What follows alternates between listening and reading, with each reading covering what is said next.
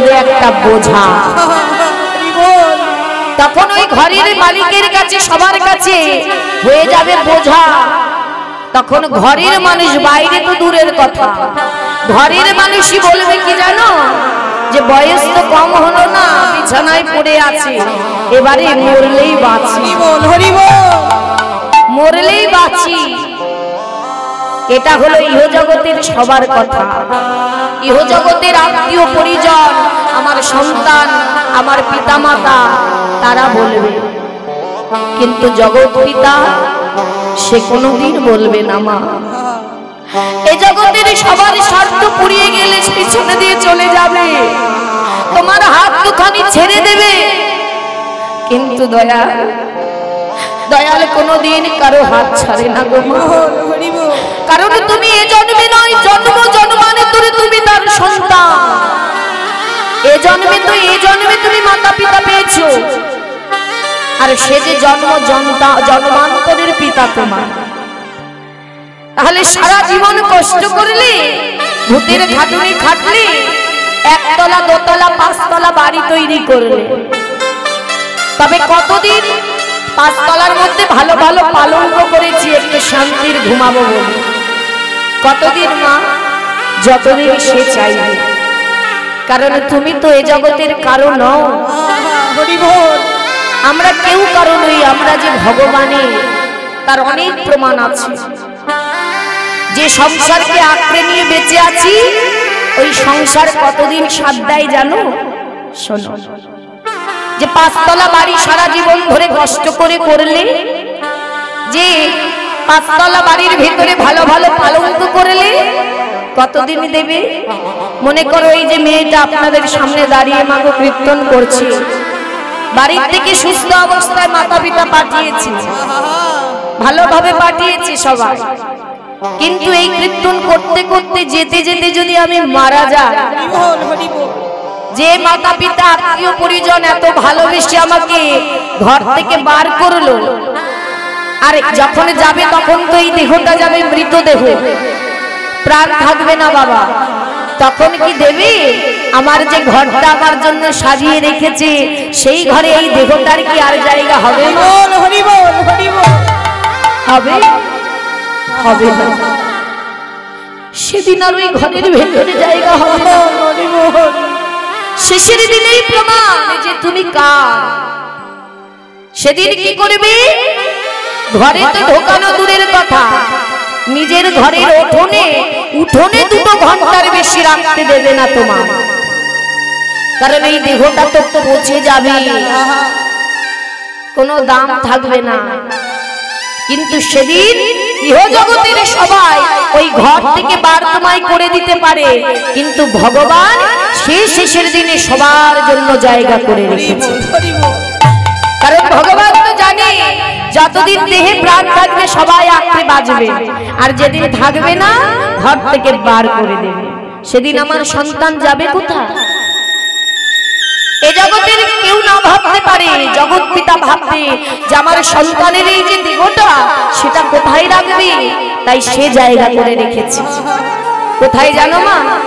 এ জগতে যার কোটি কোটি সম্পদ আছে, কোটি টাকার মালিক, যে শেষের দিনে তার যে জায়গা, আর যে পথে ঘাটে ঘুরে বেড়ায় যার কিচ্ছু নেই, কাঙাল ভিখারি, তারও বাবা একই জায়গা ভগবান করে রেখেছে মৃত্যুর পরে। কোথায় জানো? শোনো, শেষের তলা তুলসী তলা,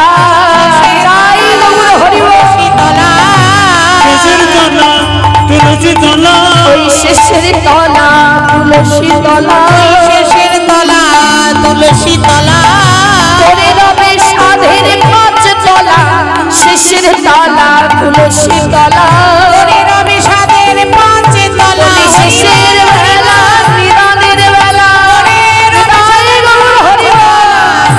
শেষের বেলা নিদানের বেলা, শেষের তলা তুলসী তলা। যেগুলো বলছি একটু মিলিয়ে নেবে কি মা? যেদিন মৃত্যু হয়ে যায় সেদিন শেষের তালা কোথায় হয় বাবা? শেষের তালা 5 তালা নয়, শেষের তালা ওই তুলসী তলা। কি মা ভুল বললাম? মৃত্যু হলে সবাইকে তুলসী তলায় শুতে হবে। আর ওই জায়গাটা কার? ওই জায়গাটা আমার ভগবান, সে করে রেখেছে সবার জন্য। আরো কি মা, মৃত্যুর পরে দেখবে সারা জীবনে ধরে যে কষ্ট করে অলংকার গুলো তৈরি করলে অঙ্গে পরে থাকো, সেদিন কি করবে না, এসে আত্মীয় পরিজন খুলে খুলে রেখে দেবে। কি দেবে তো? একটাও দেবে সঙ্গে যে যাক চলে যা? দেবে না। সেদিনও ভগবান সবার জন্য আসল অলংকার তুলে রেখেছে। সেটা কি জানো না? ওই তিলক আর চন্দন, যা সারা জীবনে পড়লাম না, যার মর্ম সারা জীবনে বুঝলাম না, শেষের দিনে যেদিন মৃত্যু হয় বলে আন নিয়ে আয় রে, একটু তিলক চন্দন নিয়ে আয়, সর্বঙ্গে একটু কৃষ্ণ নামের অলংকার পরিয়ে দেবে। আমার সর্বঙ্গে লিখে দেবে কৃষ্ণ নাম। আর কি করবে মা?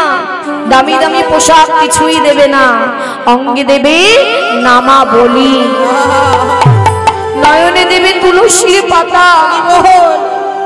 এই জগতের কারো কিচ্ছু ভগবান নেয় না, তার সন্তানকে সে নিজে সুন্দর করে সাজিয়ে কাঁধে করে নেবে আর বলবে বলো হরি বলো হরি বলো হরি। কিন্তু দেখবেন শেষের দিনে যখন ওই কাঁধে করে নিয়ে যায় বাঁশের দলায়, তখন ওই মৃতদেহের মাথাটা এমন দোলে। কিছু বলতে চাই, কি বলতে চাই জানো বাবা? যে সারা জীবন এই কৃষ্ণ ভজিবার দেখোটা তুমি দিলে,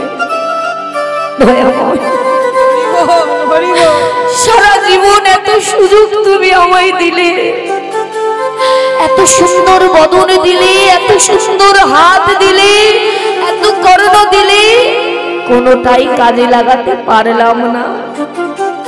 তবে আজ আমার শেষের দিনে সবাই হরি বলছে, আজ শেষের দিনে সবাই হরি বলছে আমার পিছনে, সবাই ভাগ্যবতী ভাগ্যবান।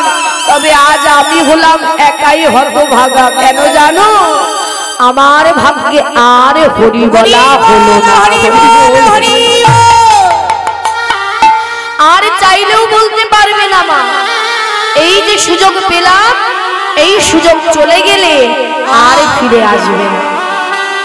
তাই বললেন হেজি, সুযোগ পেয়েছো কাজে লাগাও, সংসার করো, সব করো, কিন্তু লক্ষ্যটা যেন স্থির থাকে আমার গোবিন্দের রাঙা ফুল। কারণ এই কলিযুগে বলেছে একবার হরি নামে যত পাপ হরে, জীবের সাধ্য নাই জীব তত পাপ করে। একবারে যদি কৃষ্ণ বলার মতো বলা যায়, তাহলে জীবের সাধ্য নেই তার উপর থেকে কেউ পাপ করতে পারে। কিন্তু মা, তার মধ্যে চাই পূর্ণ ভক্তি আর ভালোবাসা। ভগবান কি বলেছি আমাকে ভালো মন্দির করে দাও? পাওয়া যায় ভগবানকে মন্দির করে দিলে? পাওয়া যায় না। ভালো প্রসাদ দিলেও তাকে পাওয়া যায় না, ভালো পোশাকেও পাওয়া যায় না। ভগবানকে পেতে গেলে চাই এই অন্তরের প্রকৃত ভক্তি আর দুফোঁটা নয়নের বাড়ি আর এই মন তুলসী। এই মন তুলসী নয়নে জল দিয়ে গোবিন্দের চরণে সঁপে দিয়ে বলো, হে গৌর কৃষ্ণ তোমার গোলাম বলে আমার বলিতে কিছু রাখি। তাই এই জগতে নাম ছাড়া কোনো গতি নাই, গতি নাই, গতি নাই। তাই আজ আমার গৌর হরি সেই হরি নামের ডালি মাথায় করে এনে সকলের দ্বারে দ্বারে বিলালেন আর বললেন হরি বলো।